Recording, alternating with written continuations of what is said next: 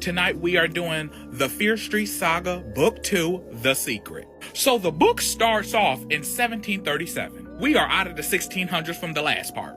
Now, the main Fear family member, all them F's, here we go again, that we're tracking in this book is Ezra Fear. And Ezra is married to a lady named Jane, and they have 3 kids. The 3 kids are Jonathan, Rachel, and Abigail. Now, see, I ain't trusting Abigail since the Salem witch trials. Y'all all know that messy bitch Abigail Williams. You don't never trust no bitch named Abigail in colonial times. Anyway, Ezra has been hell-bent on getting revenge on the Good family and their descendants, so he's been dragging his family all over the colonies just to find little Good family members and get revenge on them. However, after a while, they arrive back at where the whole family started from, which is Wickham Village. And you know Wickham Village if you watched part 1. They see that the plague has pretty much swept through the whole entire village and the townsfolk, and everybody blames George Good, who is the son of the witch. Because remember, William Good was the witch who ended up dying, and the only last descendant he had was George Good. So Ezra and his family move back into this village, and they decide to move into the old Good residence. And I'm like, is it really smart to move into the Good's residence when you know that family's magic is what cursed y'all ass?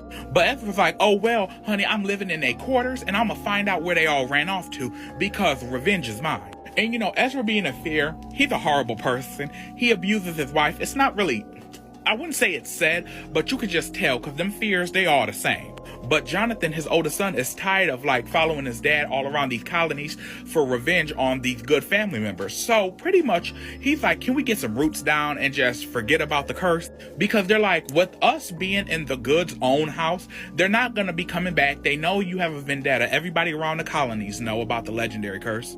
So for the moment, everything seemed like cool, calm, and copacetic. But then Abigail, who's the middle daughter, she makes a friend with a girl in town named Hester. However, me personally, especially if it's colonial times, bitch, I'm not trusting no bitch named Hester. Bitch, if I met a bitch named Hester, I'm like, girl, what's going on with you? What is this, a Nathaniel Hawthorne novel?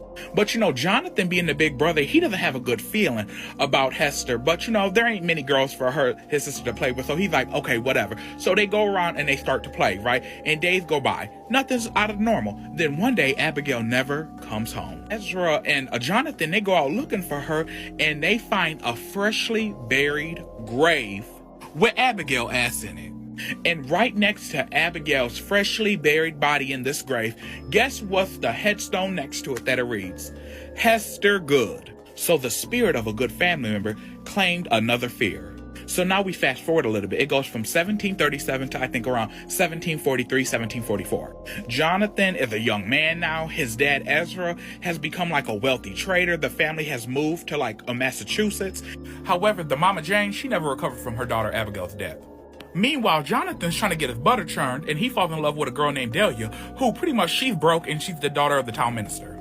And as Delia and Jonathan are courting each other, she learns about the Fear family curse from his youngest sister, because remember there was 3 siblings, Rachel, who's she be in grown folks' business pretty much. Bitch talk too much. After a while, strange things begin to start happening again. Little bumps in the night, growls, specters, spirits, all types of shit. You know, the mother begins to see the ghost of her dead daughter, Abigail. The next morning, another ill omen happens, and the well outside of their house begins to not even bring up water anymore. It brings up blood, and that shakes the family because, you know, in those times, they're like, oh, bitch, this is God about to strike us down. Whole time, if it was in real life, it was probably just an animal bleeding out nearby in a water stream. But the family is shaken, not stirred, until the next night when the mom is found drowned in the well, or this hoe in the well talking about Paint the Town Red by Doja Cat. With this pretty much breaking, Jonathan, who's had to put up this tough facade, he begins to confess to Delia, not knowing that she already knows because the chatty-ass younger sister Rachel told her. So she starts to confide into Delia, and Delia's like, hey, I have something to tell you. I'm actually a Good, and so is my father, the town minister. And if he wants to break the curse, he needs to marry them. Don't that sound familiar? If you watch part 1, it does. And they need to get married, and if they get married, the curse will be absolved. And of course, Jonathan wanted to end this generational curse. He agrees, so they go to get married, right? And then his father, Ezra, comes up in that motherfucker with a shotgun, double barrel, and starts ho, what's up? I'm taking out all goods. My revenge plot is still happening. And girl, once that shotgun got to their face, they was like, oh, just kidding, this was a scam. Because remember, Delia and her father were broke, even though he was the town minister. So long story short, they was like, we were trying to play on your fears, and we knew how to curse, and y'all take it seriously. So Delia and her minister father, they was never no goods. Or good at all. They were just scam artists who were down on their luck, and they thought a lick, and they was like, oh, he got money, and money make me come in more ways than one. But Ezra, he ain't buying it. He's like, how do I know this lie ain't a lie and y'all really are good? Then y'all trying to destroy us from within and take our fortune. So he cocks that bitch back and he shoots. Jonathan is trying to wrestle it from him, but it hits Delia and she goes out, and then Ezra's distraught. So he runs into the street and he ends up getting trampled by some horses. Jonathan, losing his dad and losing the love of his life, he goes back to his house and he buries the pendant, the Fear family pendant, in the ground, because he's like, I don't give a fuck what happens. I'm done with all this curse shit. And he buries it in the ground. Now we fast forward 100 years later. Now that it's 100 years later, times have changed, and everything about the Fear family curse is like kind of like an urban legend around town. Like, you know how like over years and decades and generations, family history becomes like stuff of like myth and legend, sometimes depending on what it is. So now, even though it's 100 years later, we're still in Massachusetts at the Fear family estate now. And pretty much there's a new Fear family member because it's generations later, obviously.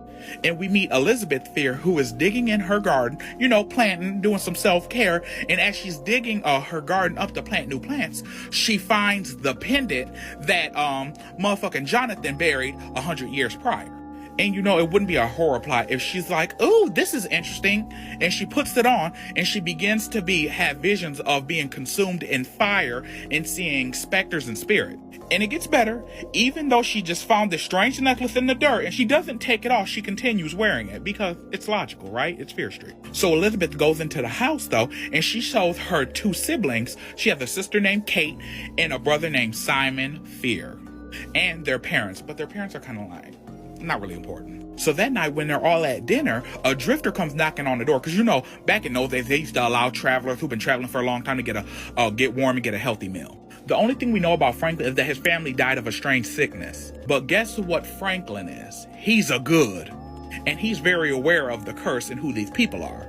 And he plans on killing them to exact revenge on the behalf of his family. Because remember, back in the day, Ezra was going around hunting the goods down and killing them. So he begins to destroy from within because he starts courting and flirting with both sisters, Elizabeth and Kate. Long story short, it becomes a competition among the sisters. Kate comes back a couple days later and is like, Franklin has proposed to me, which is a plot. Elizabeth is devastated because she's like, bitch, that's my man. And then long story short, guess what happened?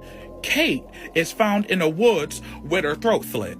And everyone assumes Elizabeth is guilty. So then, as Simon's searching for evidence in the wood, because he's like, this don't sound like my sister, he meets the old hermit, the old hag of the village, Agatha, who fills him in on his family's curse and how it is true. She gives Simon this poison dagger because he was like, the goods have returned. Simon goes back to the house to find out Franklin already murdered and offed his parents. He manages to kill Franklin with the poison dagger, however. But we never really find out what happened to Elizabeth. Now the only sane soul survivor is Simon Fear.